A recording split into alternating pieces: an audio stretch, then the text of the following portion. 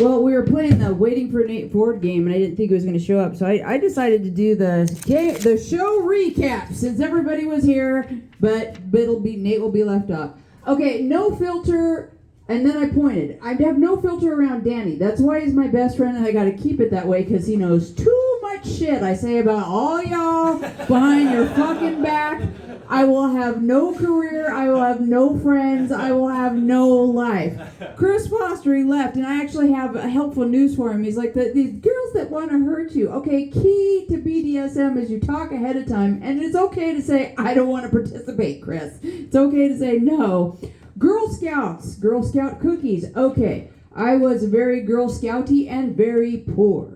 And back then they had a program called Cookie Credits. I really wanted to go to Girl Scout camp. You could sell a box of cookies, get a cookie credit. I was so good at it, I sold in 1977, yes, I'm that old, I sold more Girl Scout cookies than any other Girl Scout in the entire state of Idaho. And I got to go to Girl Scout camp for free. I still have the fucking badge in case anybody wants proof. Nobody fucking cares though, let's be real. Danny at teen parties, irony being, last year for my daughter's 17th birthday, I was like, what do you want to do for your birthday? She's like, I want to have a game party. And I was like, who should we invite? And she was like, Joel, which is her brother, one other person who didn't show up, and Danny. And we actually had a great fucking time. It was a great fucking time. It was very wholesome. It was not, okay, LA River, okay. Boise River has fucking water. It's a feature in many movies that, like, in the Terminator, when they're bombing down what looks like what we would call a culvert, that's the fucking LA River. It looks like it's paved like a highway. There's never any water there. Okay, flexibility, 52. I can do that without any problem at all, and I'm just going to sit here. Graveyards, yes, graveyards. I have a favorite graveyard that I go to all the time, and I can explain the whole, my great-grandmother and her best friend from high school are buried side by side. My great-grandmother's first husband got one of those double things, and she was like, fuck that noise.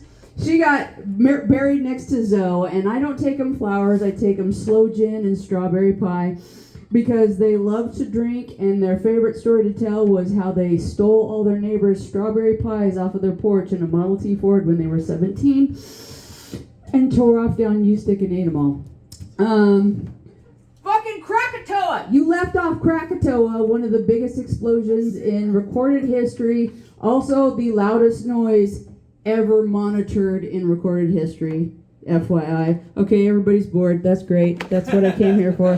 What am I working on? Hey, y'all remember your very first bar fight? Your very first big-ass bar fight? Hold on. Tonight? I totally skipped rain. I know, because I couldn't think of anything to go. The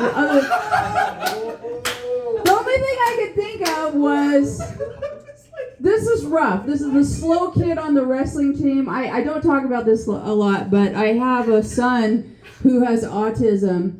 And after my husband and I got divorced, he got all, I'm the man of the house. And I was like, you fucking bet, pay a bill. And I'm a hell of a wrestler. And he was like, I'll wrestle you for it. And I was like, okay. And I just I could tie him up so fast. I was like, best 2 out of 3. I had the 2, like, within 3 minutes, I had the best 2. And then he got into it and was like, okay, best 9 out of 11. And I was like, son, at this point, you're not just failing wrestling, you're failing math. Because you are not going to catch up. So anyways, first bar fight. I remember my first big bar fight that I was part of. You all remember yours? You remember when you first big bar fight? Okay, I was 7. Wait a minute, I feel like I should fill in some things. My real father was a degenerate alcoholic on a level that most of you can't comprehend, and part of the divorce package was that my mother was not going to pay his bar tab. And she actually won that, and so he got a job at the bar that he had a $1,500 bar tab at. In 1976, that was a lot of money. That was a lot of money.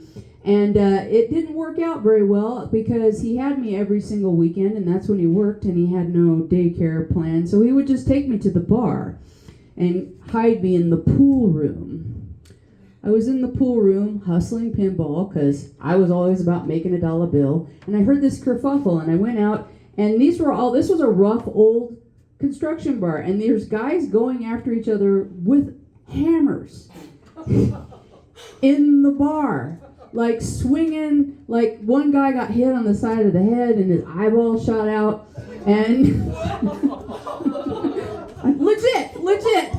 And my father finally realized he's in the middle of the fight. Somebody had bashed him on the head. He's bleeding down his face. He realized that he maybe should have to parent in this situation, and grabbed me and hid me behind the bar, stuffed me behind a keg. The police came bailing in. I stayed hidden so that my father didn't go to prison. And eventually the bar figured out that their plan of keeping his paychecks was not going to work out because he was drinking more running the bar than he was on the other side of the bar, and they were money behind. So they finally fired him. But I did get to witness my first bar fight. My name is Tanya Cope, but my friends are shortening that to Taco. You have a good night, friends.